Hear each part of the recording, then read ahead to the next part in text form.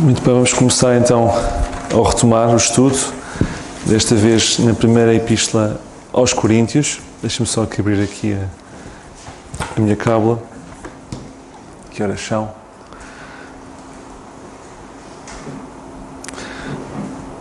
Ok.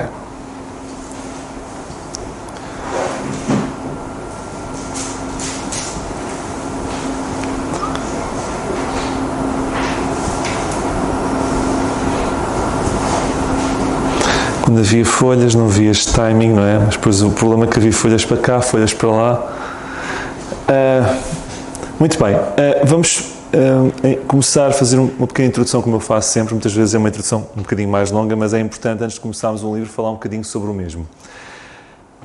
Eu, quando olho para o nosso país e para a nossa Europa, em particular no que toca à deriva de valores e de muita imoralidade, a permissividade, a agenda antibíblica, o contexto em que nós vivemos tem muito a ver com o contexto de Corinto, como vamos ver.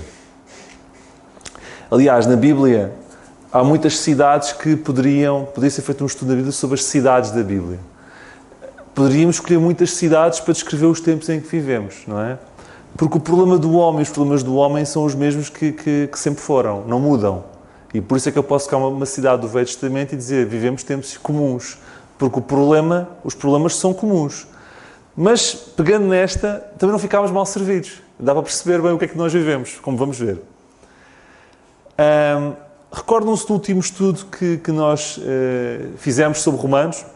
Ele foi escrito, sabem desde onde? Desde Corinto. A carta aos Romanos foi escrita de Corinto. E agora, sabem onde é que foi escrita a carta, a Epístola aos Coríntios? Não foi de Romanos. Foi de Éfeso. Foi de Éfeso. Paulo esteve em Éfeso 3 anos. Que lhe permitiu ensinar, disciplinar, escrever cartas. Ele escreveu a Epístola aos Coríntios de Éfeso. Corinto não era apenas uma cidade rica, como vamos ver. E ela estava no centro, não sei se estão a ver o mapa da Grécia. Eu devia ter trazido, mas não trouxe. Aquilo existe uma parte do sul, como se fosse uma península grande, que é a Península do Peloponeso, onde está Atenas e onde está Corinto. E Corinto está exatamente naquela pontinha que une ao bloco principal do norte. Ok? É como se fosse um bloco em cima e um bloco em baixo, unido por um istmo, onde está Corinto no meio. Tanto é que, desde o Alexandre o Grande até o Império Romano, sempre tentaram ligar esse istmo para que as rotas comerciais não tivessem que fazer 250 milhas a contorná-lo, essa península. Porque há ali um porto, que é o Porto de Malacaia, em que há muitos naufrágios. Então eles tentavam fazer uma ligação entre aquele istmo e só conseguiram em 1893. Fazer uma ruptura no istmo, ok, para poder os barcos passarem por lá. Um bocadinho de história. Então, os romanos, eles eram engenhosos, não conseguindo fazer, o Nero tentou, não conseguindo, arranjou um sistema de transporte de barcos em rodinhas. Então os barcos chegavam àquela zona vindo da Turquia e para chegar do Egeu até o mar Adriático entravam numa espécie de roldanas, umas carruagens, e os barcos iam de rodinhas até chegar ao outro lado. Era mais compensava mais a viagem fazer assim do que dar a volta toda e os perigos que isso acarretava. Mas Corinto estava naquela ligação entre o norte e o sul. Era uma cidade de rotas. Era uma cidade rica por isso. Ok? Mas era também uma cidade que não era só rica por estar no centro das rotas, era uma cidade porque era rica porque era o centro do entretenimento da Grécia. Era Las Vegas da Grécia. Era o centro do jogo e do entretenimento da Grécia. E era rica também por isso. Corinto também era uma cidade pagã. Ok? Para que possam ter uma ideia, se forem investigar, existe uma montanha por trás da antiga Corinto. Ok? E no topo dessa montanha havia um templo. Vestígios desse templo, que era um templo que tinha 1000 sacerdotes, que era dedicado a Deus Afrodite. E aquilo era um corrupio de prostitutas, subir e descer o templo cá para cima, para baixo, e estava tão banalizada a prostituição que toda a gente achava normal, devido a esse culto a Deus Afrodite. Ok? E até há uma frase que se dizia na altura, no tempo do Império Romano, tu podes ir a muitas cidades da Grécia, mas a Corinto tens de ter muito dinheiro. Porquê? Porque eles tinham que ter dinheiro para gastar com as prostitutas. É uma frase que se dizia. Era um negócio. E era um negócio imoral que estava já enraizado, assente. Ok? Neste contexto, criticamos muito os coríntios, não é? Imaginem-se a viver lá.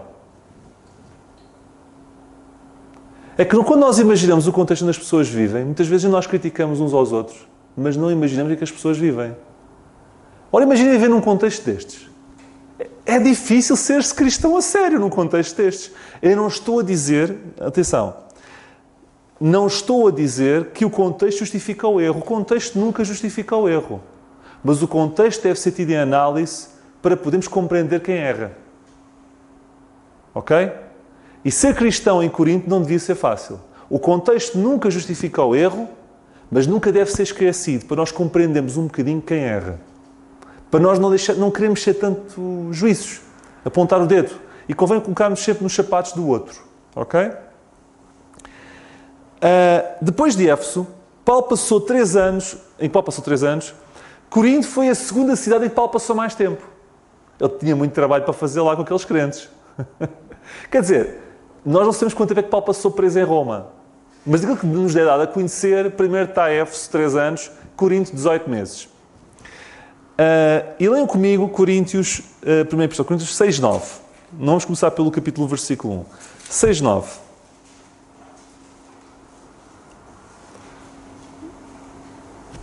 E vamos ver o 9 até 11. Não sabeis que os injustos não hão de herdar o reino de Deus? Não erreis, nem os devassos, nem os idólatras, nem os adúlteros, nem os efeminados, nem os sodomitas, nem os ladrões, nem os avarentos, nem os bêbados, nem os maldizentes, nem os roubadores herdarão o reino de Deus. Ok? Temos aqui várias classes. Temos aqui idólatras, adúlteros, homossexuais, sodomitas, ladrões, avarentos, bêbados, maldizentes, roubadores. Versículo 11. E é que algum de vocês tenha sido. Aquela igreja era composta por ex-homossexuais, por ex-roubadores, por ex-adúlteros, por ex-maldizentes, por tudo. Volta e meia, temos aquela noção que as igrejas têm que ser compostas por pessoas... As igrejas têm que ser compostas por gente desgraçada salva por Deus. E não temos que olhar nem criticar ninguém pelo passado que alguém teve. Porque se por esta ordem ninguém era salvo. Paulo teve muito tempo lá a tentar mostrar àquela gente que não importa o teu passado, Deus pode te dar uma nova vida. Mas nós muitas vezes achamos mais puritanos do que Deus da forma como julgamos os outros. E temos de ter cuidado com isso. Não há passado que qualquer um de nós ou outro possa ter que sirva de obstáculo para que nós o aceitemos na igreja. Ok? Isto é muito importante. E é o que alguns de vocês têm sido. Ou que alguns têm sido. Paulo, durante este tempo, vive... Ainda estou na introdução, mas eu vou acabar a tempo. Não sei como, mas de repente nós pomos ali passamos de energia a jato para aqueles warps da Guerra das Estrelas. E aquilo vai no instante em que chega ao final da viagem. Paulo, neste tempo, em Corinto, vive com um casal que se dedicava a fazer tendas como ele, que é Priscila e Áquila, como sabem. E é curioso notarmos que antes desta carta, esta carta, primeira Epístola aos Coríntios, em bom rigor, não é a primeira carta que Paulo enviou aos Coríntios. Possivelmente será a segunda. E a segunda Epístola aos Coríntios, se calhar, é a terceira carta aos Coríntios. O que é que estás a dizer, David? Podem ler. 5, 9. Não estou a dizer nenhuma... Não dormi mal esta noite e não inventei nada. Está aqui escrito. Capítulo 5, versículo 9. Já por carta vos tenho escrito. Paulo está a dizer aqui que já tinha escrito uma carta para que não se associeis com o que se prostituem. Ou seja, meus amigos, esta já é a segunda. Onde é que está a primeira? Não sei. O que é que dizia? Não sei. Deus não quis. Só sabemos que dizia isto. Deus não quis que a primeira carta fosse conhecida. Mas, em bom rigor, a primeira é a segunda e a segunda é a terceira. Pelo menos. Ok? E é importante vocês saberem disso. Paulo escreve esta carta depois de receber informações de Cloé que existiam divisões na igreja. Vejam o capítulo 1, versículo 1. Versículo 11. 1:11. Desculpem. Ou seja, o motivo pelo qual estou a escrever esta carta, Paulo, é porquê? Porque, a respeito de vós, irmãos meus, me foi comunicado pelos da família de Cloé que há contendas entre vós. As divisões nunca são a causa do problema, mas a consequência do problema. Temos um problema na igreja, isto é um problema sério. É, mas é importante, a nível de eu acho que falta muito nas igrejas capacidade para resolver conflitos. E muitas vezes quer-se resolver os conflitos pegando no resultado, sem perceber o que é que causou o conflito. As divisões não são, sendo o problema, não são a raiz nunca do problema. As divisões acontecem porque existe pecado amontante. E se não for detectado esse pecado amontante e tratado esse pecado amontante, essa divisão não vai passar e pode cangrenar para outras divisões. Ok? Isto é muito importante. Há aqui uma coisa que eu também acho interessante. É que nós temos sempre aquela ideia de que a Igreja, e bem, tem um governo interno independente das outras igrejas. Certo? Isto é bíblico. Paulo não se metia na ingerência das outras igrejas. Nós vemos aqui uma irmã, uma família, a passar por cima dos anciãos daquela igreja e contactar Paulo, a pedir ajuda. Como é que explicam isso? Eu, na minha modesta opinião, posso estar enganado, eu acho que quando uma igreja manifestamente não tem condições, pode e deve pedir ajuda a outras igrejas. Quando os anciãos de uma igreja não têm condições, estão completamente perdidos, podem e devem pedir ajuda a outros anciãos. Porque é certo que cada igreja tem um governo independente, mas todos nós fazemos parte de uma só igreja. E o mau testemunho de uma igreja pode comprometer o testemunho da outra igreja também. E deve haver, apesar de haver governo independente em cada uma das igrejas, deve haver ajuda entre os responsáveis de cada uma igreja para poderem se apoiar mutuamente. E ela contactou Paulo nesse sentido, para pedir ajuda. Eu sei que Paulo é diferente, não é um ancião qualquer, ele é o fundador da igreja. Eu sei tudo isso. Eu dou de barato tudo isso. Mas eu acho que há mais do que isso. Há aqui um princípio que eu acho que é importante, em casos extremos, poderá ser utilizado. Esta é uma carta corretiva, é uma carta escrita para corrigir comportamentos. E para aqueles que acham que a vossa igreja é a pior de todas, eu sugiro que visitem outras, porque também vão ver que há outros problemas de outras igrejas. E para aqueles que acham que são muito bons e que a vossa igreja não vos merece, eu sugiro que nunca saiam daqui, que é para não estragar outras. Portanto, a vida é mesmo assim e, portanto, se achamos que as outras são melhores, é porque não conheces os problemas das outras, e se achamos que somos melhores que a igreja onde estamos e que a igreja não nos merece, então não vamos estragar mais nenhuma, basta estragarmos a nossa. Eu estou a exagerar, mas percebem o que eu estou a dizer, não percebem?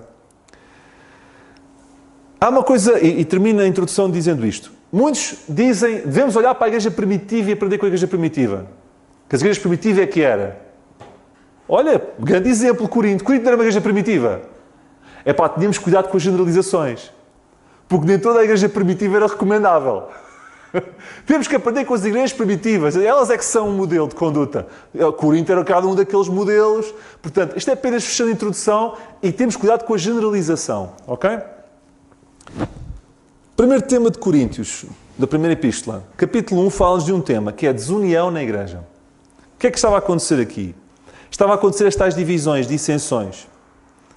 Eu muitas vezes posso não concordar com o irmão A ou com o irmão B. É perfeitamente razoável, mas no essencial devemos concordar uns com os outros. No que é periférico, até é bom discordarmos de vez em quando. Porquê? Porque cada um de nós tem ideias diferentes que, complementando-se, só vai corroborar e fortalecer a igreja. No essencial, devemos ser de um só pensamento. Ok? Na matriz essencial. No que é periférico, qual é o problema de pensarmos de forma diferente? Até é bom. Eu acho que é bom. E nesse sentido, Paulo apela à união, porque não existe união em Corinto. Capítulo 1, versículo 10. Rogo-vos, pois, porém, irmãos, pelo nome do nosso Senhor Jesus Cristo, que digais todos a mesma coisa. Ou seja, que no essencial sejam que concordem. E que não haja entre vós fissuras, dissensões. Antes sejais unidos em um mesmo sentido e um mesmo parecer. Paulo mais à frente explica qual é o problema. Pelos vistos, dentro da igreja havia 4 guetos. 4 seitas, 4 grupos. E cada um sob a suposta bandeira de um líder. Paulo, uns diziam, eu sou de Paulo. Paulo é que é bom. Paulo é que é o fundador. Paulo é que é. E tudo que não for de Paulo não presta. Outros diziam, não, eu sou de Apolo. Paulo eloquente, aquele indivíduo sabe falar, aquele indivíduo sabe estar, aquele indivíduo é que sabe explicar. Não, o Paulo ao pé do Apolo. O Paulo falta-lhe muito, o Paulo tem que andar muito a chegar ao nível do Apolo. Eu sou de Pedro. Pedro é que é. Pedro andava com Jesus. Ele assistiu a tudo. O Paulo veio com umas histórias, mas nada é como a bela da lei. A lei é que é. A lei sempre foi assim, essas invenções do Paulo. E depois havia, eu sou de Jesus. Não vou dizer mal desses que dizem isso, porque a última análise é assim que deve ser. Mas o que eu vos quero mostrar é que havia divisões. Eu sou deste, eu sou do outro. O outro é que é, o outro é que não é. Capítulo 1, versículo 26 a 29. Como é que Paulo resolve esta polarização? Leiam comigo, 26. Vede, irmãos, a vossa vocação, que não são muitos os sábios segundo a carne. Ou seja, eles estavam numa de procura que era a última batata do pacote. Qual era o sábio mais sábio? E Paulo ataca o problema de raiz. Paulo fala sobre a sabedoria humana. Ou seja, se vocês estão à procura daquilo que é mais especial, mais sábio, mais forte, vamos tentar perceber quem é forte, quem é sábio e quem é especial. E com isto vamos entender sobre as fações e sobre as seitas. E ele diz assim, que não são muitos os sábios segundo a carne, nem muitos os poderosos, nem muitos os nobres que são chamados. Mas Deus escolheu as coisas loucas deste mundo para confundir as sábias. Bom, aqueles que achavam que Apolo é que era, quando começam a ouvir isto, se calhar não é... O Apolo é que é o sábio e o inteligente, e Paulo está a dizer que Deus escolheu as coisas fracas para confundir as sábias. Se calhar o Apolo não é tão especial quanto isso. E Deus escolheu as coisas fracas deste mundo para confundir as fortes. E Deus escolheu as coisas vis deste mundo, e as desprezíveis e as que não são, para aniquilar as que são, para que nenhuma carne se glorie perante Ele. Paulo está a dizer assim, esqueçam lá de quem é que são, por favor, o que é importante é focarmos em Deus, porque ninguém aqui vale nada. É o que Paulo está a dizer. E nós temos de ter o cuidado de não seguir o A, nem seguir o B, nem seguir o C da igreja. Nós devemos seguir a Deus. Porque o A amanhã está, amanhã não está. O B amanhã está, o amanhã não está. Amanhã o B está bem, amanhã o B está mal. Se nos guiarmos pelos homens, vamos bater na parede. E, portanto, porque todos nós somos fracos, ok? É o que Paulo diz. Deus usa pessoas fracas para levar a mensagem extraordinária e nós temos que ser fortes. Não temos que ser fortes, temos que ser fiéis, que é diferente. O segundo tema que temos aqui em Coríntios, que é do capítulo 2 ao capítulo 4, é a imaturidade espiritual. O primeiro é divisões na igreja, já falei sobre isso, em modo de voo, isto daria pano para mangas. O segundo tema é a imaturidade espiritual. Quando nós temos filhos, no início eles nascem, eles são bebés, nós temos alguma tolerância contra o desenvolvimento deles, não é? Aquilo cai no chão, depois diz lá papá, nunca mais dizes papá, mas temos tolerância. Começam a crescer e começamos a querer ver algum tipo de movimento, de desenvolvimento motor, desenvolvimento linguístico, ver se diz o papá ou não diz, desenvolvimento social, desenvolvimento, enfim, a vária ordem. Quando começamos a ver que o desenvolvimento não acontece ao ritmo que nós esperamos, qual é o primeiro passo que como pais fazemos? Comparamos os nossos filhos com os dos outros. Olha lá, o teu filho quando tinha esta idade como é que era? Meu filho já sabia saltar à corda, correr, falava inglês. O meu não está nada disso. E começamos a comparar uns com os outros. Quando a comparação assusta-nos, consultamos o médico. É isto que fazemos ou não é? Em bom rigor. Mas nós, quando temos filhos, fazemos estes passos todos para ver a evolução e preocupamos com a evolução. Mas, espiritualmente falando, nós estamos nas tintas. Acha normal um rapaz com 13 anos, o meu Gabriel, chegar-se ao pé de mim amanhã e dizer assim: papá, dá leitinho ao menino, por favor. Estou a brincar, mas estou a falar a sério. Mas nós, espiritualmente falando, com 13 anos de crentes, 20 anos de crentes, volta e meia só queremos leitinho. E sabem o que é pior? Eu não sei se é pior a espiritualidade, a imaturidade espiritual, se é a nossa permissividade em relação a isso. É que nós já achamos isso normal. Então, como é que é? O que é que tu achas do assunto? Eu não sei.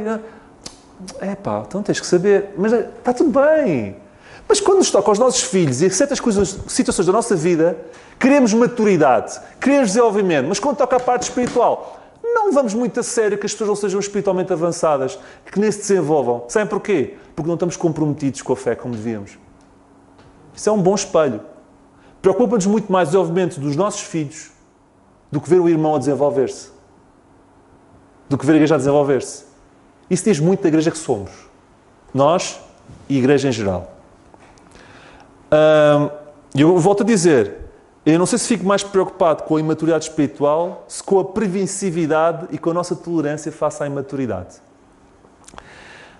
Estes crentes de Corinto pararam no tempo, deixaram de evoluir. E Paulo, nesta secção, do 2 ao 4, aborda 3 tipos de pessoas. Resume o mundo a 3 tipos de pessoas. Há aquelas piadas, existem 3 tipos de pessoas. Pois é, a Bíblia fala que existem 3 categorias de pessoas. Capítulo 2, versículo 13. Será que eu citei bem? É o 14. O homem natural não compreende as coisas do Espírito de Deus. Ok, Paulo começa assim. O homem natural. O que é o homem natural? É o homem que não é salvo, não compreende as coisas do Espírito de Deus, porque não tem o Espírito de Deus. E por isso é que não as compreende.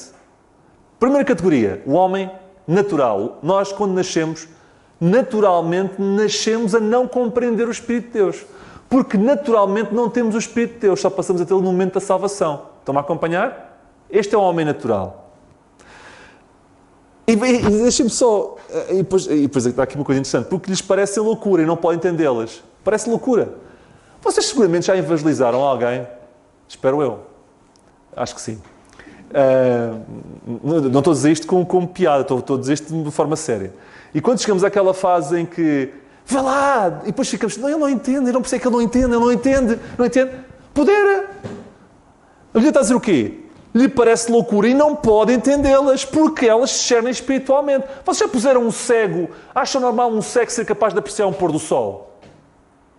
Ou um surdo apreciar Tchaikovsky? Ele não pode. Só pode com a ajuda e com a intervenção de Deus. Então o que devemos fazer não é castigar nem bater na pessoa, é pedir a Deus abre-lhe os olhos.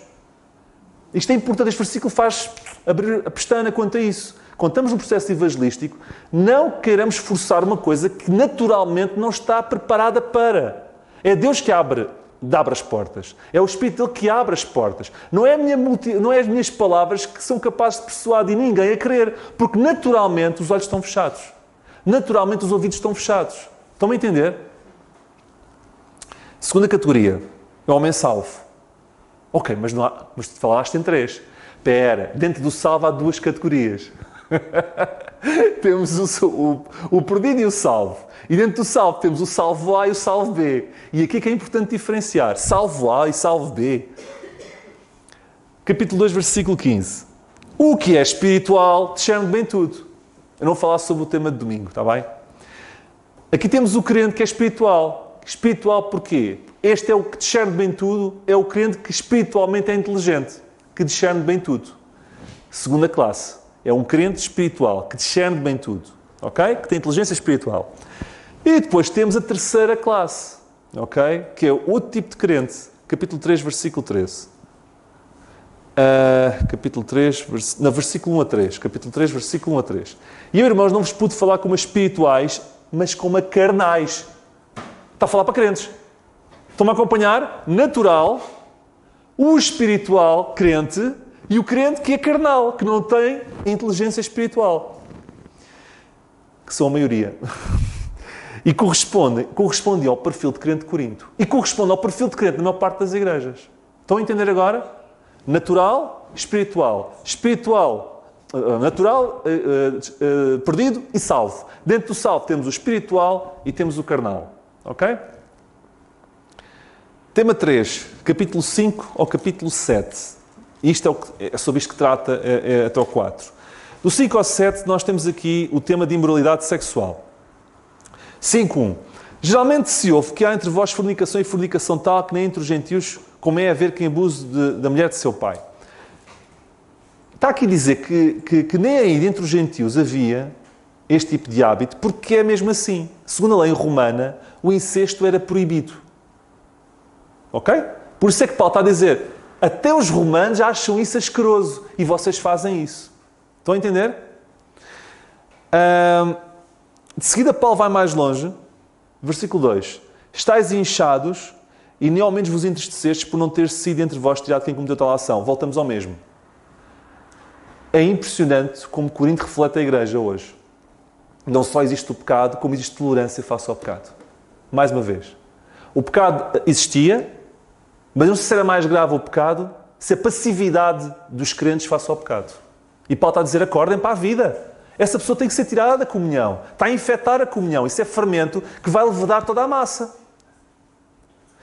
Hoje vivemos num mundo em que somos tolerantes a uma qualidade.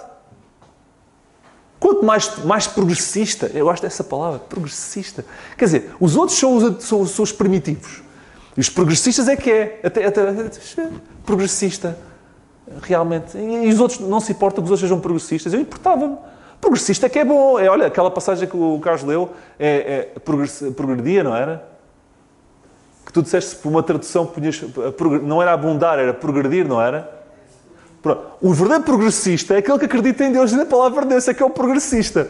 Mas progressista hoje em dia é ser tolerante com o erro. Progredir cada vez mais. Progressista, progredir, por aí. Mas hoje em dia, ser progressista é ser tolerante e passivo com o pecado. Isso é que é ser progressista hoje em dia. Hoje em dia, temos de ser tolerantes com a confusão dos géneros, com as opções sexuais, com a doutrinação nas escolas, com as festividades pagãs. Passou a ser uma qualidade andarmos dormentes. Já repararam? E se alguém fala, tu não respeitas a liberdade de cada um. Sabem, um dia eu li isto, aliás, não foi um dia, foi há pouco tempo, há 2 semanas, que dizia isto. Se alguém quer ter uma relação homossexual, isto é algo que não me afeta, dizia ele. Nem é crente, mas eu achei piada. Se alguém quer ter uma relação homossexual, isso não me afeta. Agora, se alguém me quiser impor a homossexualidade como certa, isso já me afeta muito. Isto resume poucas coisas. O que eles fazem entre eles, eu não tenho nada a ver com isso. Quando começam a querer impor aquilo como sendo moralmente correto, eu já tenho uma palavra a dizer. Estão a ver? Porque isso é entrar a minha liberdade em ação. A minha necessidade de mostrar não passividade, não tolerância.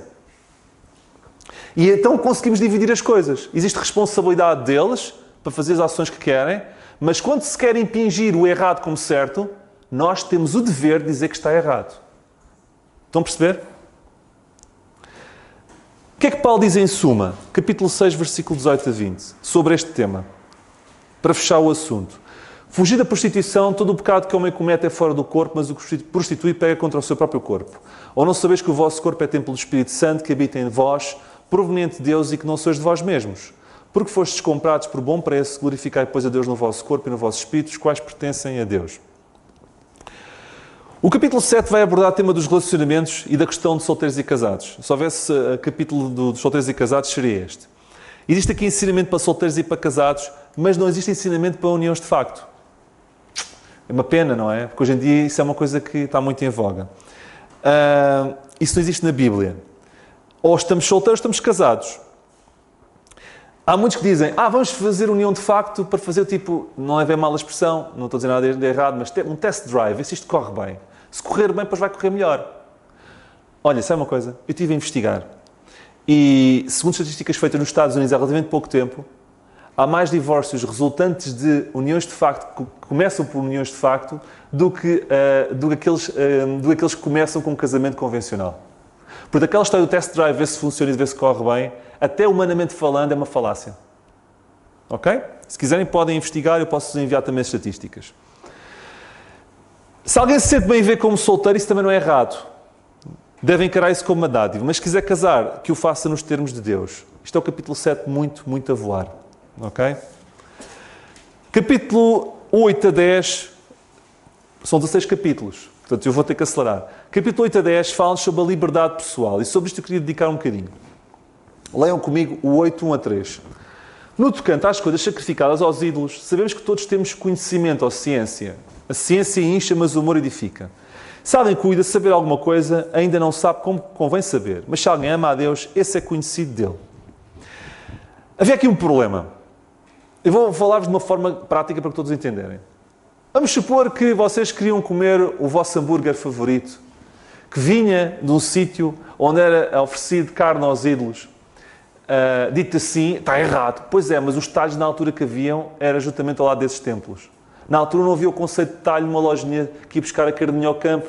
Não, a carne que vinha geralmente dos templos, que depois era revendida para o público. Certo? Pronto, vocês não têm que saber, mas se investigarem é isso que se passava. Então, se gostassem muito de comer essa carne, teriam que correr o risco de comer eventualmente alguma carne que já teve previamente sido sacrificada a algum ídolo, que nem temos que saber qual era, mas poderia ter acontecido, ou quase certeza que aconteceria. O problema é que a Bíblia não falava, olha, quando acontecer uma situação destas, tens que reagir assim. E os crentes estavam com dúvidas. E se calhar Chloe, no meio dos problemas da dissensão, se calhar fez uma adenda, olha, já agora esclarece-nos isto, não sei. E Paulo sabia que eles tinham esta dúvida. O Paulo começou a esclarecer.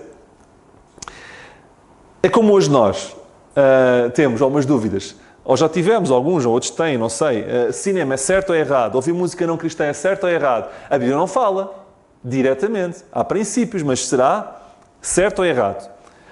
Olha, eu vou-vos dar umas histórias verídicas para vocês perceberem. O Spurgeon, aquele grande pregador, tinha um irmão que também pregava, que eu não sabia, que é o Packer, que pregava muito bem também. E que era um homem 5 estrelas também. Só que o Spurgeon era tramado. Achava que o Packer era mundano. Sabem porquê? Porque o Packer gostava de ir a sítios ver arte, ver quadros, pintura, uma música clássica. E aos olhos do Spurgeon, segundo o conceito de liberdade do Spurgeon, isso incomodava. Assim como incomodava alguns, outros comerem a carne sacrificada aos ídolos. Estão a perceber o contexto? E o Packer, o irmão dele, chegou-se um dia, depois de tanto ouvir durante tantas vezes, tu incomodas-me com isso. Ouve lá, e tu incomodas-me também, Spurgeon. Porque o Spurgeon era um fumador desgraçado. Ele fumava, parecia um cachimbo, permanentemente. E tu achas bem, um pregador conhece a Bíblia como tu, fumar como tu, que nunca mais acaba? E ele começou a pensar, e não sei qual foi a resposta que deu. Continuando. Já sabem que o Spurgeon fumava muito. Conhecem todos aquela personagem, o Moody. Ok? O indivíduo era XXXL. Era um ser redondo. Segundo o pessoal da época, ele era um indivíduo enorme. E um dia, bateu à porta do Spurgeon e o Spurgeon entra e dá uma cigarrada, manda-lhe o fumo para a cara. E o Moody, zangado, chega-se ao pé dele. Tu achas digno um pregador e alguém que conhece a Bíblia como tu fumar, como tu fumas? E o Spurgeon para ele. E tu achas digno alguém como tu que prega, como tu, ter uma barriga como tu tens e comer como tu comes? Se formos a ver, há sempre alguma coisa que o outro acha, que o outro já não quer, que o outro acha bem, o outro não acha mal. Estão a perceber? E estamos a falar de homens de Deus. Não estamos a falar de pessoas imaturas espiritualmente. Este dilema é um dilema que acontece com todos nós. Eu olho para o A e o A acha que se calhar eu faço uma coisa que eu devia fazer, mas se calhar eu olho para essa pessoa que me diz isso, se calhar eu também acho que eu no teu lugar também não faria isso. E se andarmos nisto, ficamos aqui a vida toda a apanhar coisas de uns e de outros. O que é que se faz? O que é que se faz? Como é que se resolve este dilema, não é? Onde é que está a nossa liberdade? O que é certo? O que é mais certo e o que é menos certo? Eu vou saltar aqui um versículo e vou explicar-vos, dando outro exemplo e depois cito com o versículo. Vou-vos explicar dando um exemplo, mas antes eu tenho que citar este versículo. Está no capítulo 8, acho que é 8:8. 8:9. Vede que esta liberdade que cada um de nós tem seja de alguma maneira escândalo para os fracos. Ok? Só isto. E agora vou-vos explicar este versículo com outro exemplo. Vocês estão num bar, café. Ok? Cafezinho, não é? Não imaginem que é uma coisa muito feia. Um bar, uma cervejinha, fresquinha. Não muitas, não podemos abusar. Uma cervejinha fresquinha numa bela noite de verão. Quem disser que não é bom, não provou. Uma só não faz mal. E de repente, sabemos que há um crente que está ali ao lado, que lida mal com o álcool. Que tem problemas com o álcool. O versículo que está aqui a dizer: vede que essa liberdade não seja de alguma maneira escândalo para os fracos. Pôr em ação este versículo é: não me faz mal beber a cerveja, não está errado eu beber a cerveja, e eu até estou desejoso de a beber, eu se calhar até vou bebê-la depois, mas agora não vou fazer por amor ao meu irmão, para que ele não fique tentado a beber também, ele não pode. Estão a perceber? É agir não com uma imposição, mas com uma forma voluntária. Porque quando queremos cumprir estas regras de uma forma imposta, nós não a cumprimos, não conseguimos. Mas se houver uma vontade de fazer de uma forma voluntária, tranquila, para beneficiar o que está ao nosso lado com atenção, é mais fácil ser cumprido. Estão a ver? Há um versículo que não está aqui, que é o 10:23, salvo erro. Todas as coisas me são lícitas, mas nem todas as coisas convêm. Todas as coisas são lícitas, mas nem todas edificam. E que leva ao primeiro princípio e à primeira resposta que eu vos posso dar, como é que nós conseguimos resolver este dilema. Tudo é lícito, há muita coisa que é lícita, mas há muita coisa que não convém. E eu, se tivesse de traduzir isto, há muita coisa que não cria valor. Então, quando tivermos dúvidas sobre aquilo que é lícito, se devemos fazer ou não, a primeira pergunta que devemos fazer são duas perguntas. A primeira é: se eu fizer isto é de valor acrescentado para mim? É de valor acrescentado? Se não for de valor acrescentado, se calhar não vale a pena. A segunda a outra passagem está aqui. Todas as coisas me são lícitas, mas nem todas me convêm. Mas eu não me deixarei dominar por nenhuma. É lícito, eu posso fazer, mas isso, se eu fizer, há o risco de eu ficar preso? É o poder um é o poder do valor acrescentado e o outro é a pergunta da autoridade. Isso que eu vou fazer tem o poder de me aprisionar. Se eu correr o risco de ficar preso, também não devo fazer. Primeira, traz-me valor acrescentado, sim ou não? Segunda, se eu fizer, vai-me prender e vou conseguir sair de lá, sim ou não? Estão a ver? Talvez possa ajudar. Tema 5, do capítulo 11 ao 15. Isto tinha pano para mangas, mas vocês têm que ir para casa.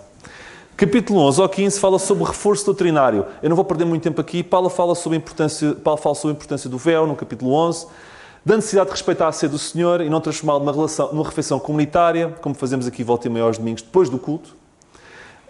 E que Paulo diz, não tendes casas para comer, 11:22, e para beber, ou desprezais a igreja de Deus. Eles iam para a ceia do Senhor para fazer uma festança.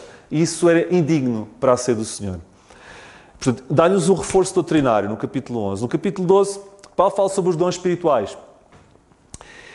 E Paulo escreve aos Coríntios sobre dons espirituais. Alguns podem dizer aqui, pois estás a ver, Paulo está a falar sobre dons espirituais. Mas temos que perceber que no contexto da Epístola aos Coríntios estamos naquela fase de Atos em que ainda havia manifestação parcial de alguns resquícios do reino. Aliás, de tal forma que Paulo até diz na segunda Epístola aos Coríntios, mais à frente, 12:12, os sinais do meu apostolado foram manifestados entre vós com toda a paciência por sinais, prodígios e maravilhas. Ele não tem vergonha de dizer isso. Durante aquele tempo era normal, porque isso consolidava a sua mensagem para com muitos judeus, sobretudo, e não só. Ele teve que correr naquela fase híbrida de Atos alguns sinais que na altura estavam em voga. Ok? Mas mais tarde algo sucede. Porque se não sucedesse, se os sinais tivessem permanecido como até hoje, porquê é que ele não curou Epafrodito? Porquê é que ele não curou Trófimo? Porquê é que ele não curou Timóteo? Porquê é que ele não curou a si próprio? Pois é. Aquilo ficou suspenso. Porque senão ele teria-se curado a si próprio, o Epafrodito, o Trófimo e o Timóteo. E não curou. E há uns que pegam na passagem de Tiago, que ele põe as mãos sobre os enfermos e ora sobre eles. Mas nós não vemos mesmo... Eu nem precisava de ir aí. Mas mesmo aí, para aqueles que acham isso, Tiago não cura ninguém. Tiago apenas ora sobre eles. Onde é que está escrito que Tiago os curou? Tiago põe as mãos sobre as cabeças para orar sobre eles. Mas não diz que ele os curou. Ok? Portanto, as curas ficaram para trás. Ok? Com o programa do reino completamente fechado. Mas aqui ainda temos alguns resquícios disso. Capítulo 15, nós vemos aqui Paulo a reforçar as bases da ressurreição. Porque, eu tenho que acelerar, porque, pelos vistos, eles acreditavam na ressurreição de Cristo, porque senão não eram salvos. Porque um dos princípios para sermos salvos é acreditarmos que Jesus Cristo ressurgiu dos mortos. Mas achavam que a ressurreição não era para eles. Não. Jesus Cristo ressurgiu, mas eu não vou. Porquê? Porque havia uma visão grega clássica que desvalorizava o corpo. E que achavam que o corpo era algo mortal, degradante. Então, para quem vive nesse ambiente, temos que nos pôr na pele deles, estão a ver? Nesse contexto filosófico de como se encarava a parte material do próprio corpo, não era assim muito desejável nem muito digno de imaginar uma ressurreição do mesmo. O problema é que eles estavam a ver tudo mal, porque a ressurreição do corpo não tem nada a ver com o corpo que nós temos. É algo completamente espetacular. Ok? Então, o que é que Paulo diz? No fundo, o que Paulo está aqui a dizer no capítulo 15, versículos 12, eu posso ler, que esta passagem é importante. 15:12. Ora, se se prega que Cristo ressuscitou dos mortos, como dizem alguns entre vós, que não há ressurreição dos mortos. Como é que se Cristo ressurgiu, como é que não há ressurreição de vocês para vocês? E se não há ressurreição dos mortos para vocês, Cristo também não ressurgiu. Paulo coloca a questão de uma forma muito simples. Isto é como um par de sapatos. Se vocês levam o sapato da esquerda, têm que levar o da direita. E se vão da direita, tem que levar o da esquerda. Ou então não levam nenhum. Como é que é? É isto. Se porventura acreditam que Jesus Cristo ressurgiu, têm que acreditar que vocês não vão ressurgir. É muito simples. Se não querem acreditar que Jesus Cristo que vocês vão ressurgir, então se calhar tudo isso põe-se em causa, que Jesus Cristo também ressurgiu. A ressurreição de Jesus foi uma falácia. E Paulo, pondo as coisas nestes termos, eles são obrigados praticamente a perceber, não, isto tudo é verdade. Jesus Cristo ressurgiu e a minha ressurreição vai ser tão real como a de Cristo. Porque Paulo põe as coisas nestes termos. Ou são as duas verdadeiras ou são as duas falsas. Não há hipótese. Ok? Capítulo 16. E chegamos ao fim. É um capítulo prático em que Paulo fala sobre a necessidade de levantar coletas para os crentes em Jerusalém, mais necessitados. E temos aqui saudações e recomendações. E a primeira Epístola aos Coríntios está em modo de voo feita. Que o Senhor nos abençoe.